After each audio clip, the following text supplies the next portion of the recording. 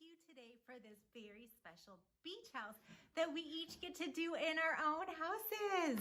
Today, I have my daughter, Sophia, here to help us do the Remember verse. Can you say hi? All right, you ready? Let's get started. So friends, if you would like to stand up and let's get our L's ready. You ready? Are you ready, Sophia? Yeah. Okay. The Lord your God is with you, the mighty warrior who saves. Zephaniah 3:17. All right, good job. And good job to each one of you. All right, thank you, Sophia. Okay. All right, bye. Okay, friends, we are going to get started with our story today, and we are going to hear about how God saves. But first, let's ask God to help him learn about who he is. So friends, tick tock goes the clock. Now it's time to pray. All right, God, thank you that you always love us. Thank you that you save us. Thank you that you care for us. Help us to learn more about who you are and help us to always remember that you save. Amen. All right, friends, are you ready? Let's get started. So we're going to be using my daughter Sophia's Bible here to hear the story of Esther. A long time ago in the land of Persia, there was a king and his name was Xerxes. Now, King Xerxes had a queen, but the queen did something that made King Xerxes really upset. So he said, "Go away. I don't want to see you anymore. You do not get to be king anymore." So after a while, he was very lonely and he wanted a new queen. And so he thought to himself, how can I get another queen? I know. I'm going to have all the girls in the kingdom line up, and I'm going to look at all of them and meet them all, and I'm going to pick my favorite. And do you know who his favorite one was? It was Esther. So isn't she beautiful? So Queen Esther was the new queen, but she had a secret she didn't tell anybody else, not even the king. She was a Jew. Do you remember who the Jews were? That's right, they were God's chosen people.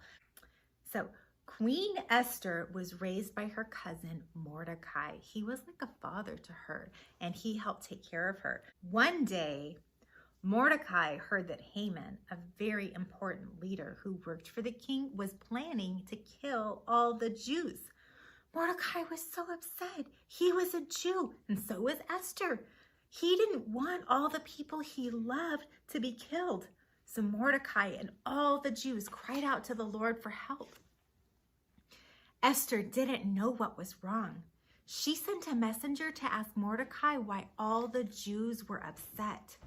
Mordecai told Esther about Haman's evil plan. "You have to do something," Mordecai said. "You are the queen. Ask the king to stop Mordecai. Ask him to save the Jewish people." Esther sent a message back to Mordecai. "No one can approach the king unless the king calls for that person first. The punishment is death unless the king holds out his scepter. So then you can live." Mordecai encouraged Esther to pray about it. "You are a Jew," he said. "If you do not stop Haman, he will kill you too. Maybe this is why you are the queen. Maybe God put Esther in the palace to save her people." So Esther asked Mordecai to gather all the Jewish people and to fast. This meant that they weren't going to eat or drink for 3 days. Instead, they would pray to God for help to save them. Then Esther would go to the king. She was willing to die to save the Jews. On the 3rd day of fasting, Esther went to the king.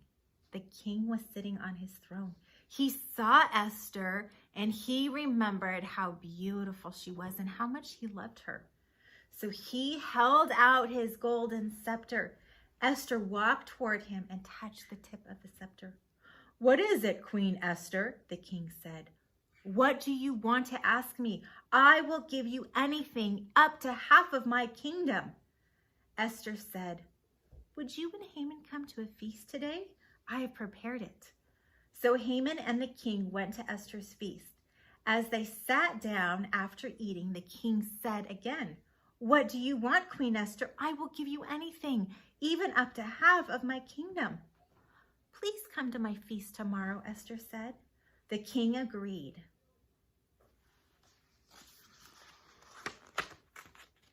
The next day, Haman and the king went to Esther's feast. As they sat down after eating, the king said again, what do you want, Queen Esther? I will give you anything up to half of my kingdom. And Esther spoke up. There is a plan to kill me and my people. The king replied, who is responsible for this plan? This evil enemy, Haman, Esther said. The king was so angry. He ordered for Haman to be taken away, and no one ever saw him again. Then he made a law to keep the Jewish people safe from their enemies. All right, friends, God knew the evil plans that Haman had to hurt the Jewish people, but was he going to let that happen? No, he wasn't. So, who made sure that Esther became queen? God did. Who made sure that Mordecai's message got to Queen Esther? God did. Who saved God's people? God did. God chose to use Esther, and he chose to use Mordecai as part of his big plan. He made sure that they had everything they needed to play their part in God's big story. And God can save us too when we call to him for help. So think about, what's one way that you'd like him to save you? And ask your parents to pray about it with you, or ask God to help save you. And he will do it because God saves. So friends, thank you for joining me for this special beach house and special story. Now your parents have instructions for a game we're gonna play. It's like hide and go seek, but with a crown. So you can play that with your family. And then if you have extra time, you can make a palace. Just like Esther lived in King Xerxes' palace, you can make one too. You can make it out of Legos, you can make it out of blocks, you can even make it like a fort with pillows and blankets. But make a palace, and then you can think about, what laws would you make if this was your palace? What rules would you make? So anyway, thank you for joining me, and I will see you next week. Bye.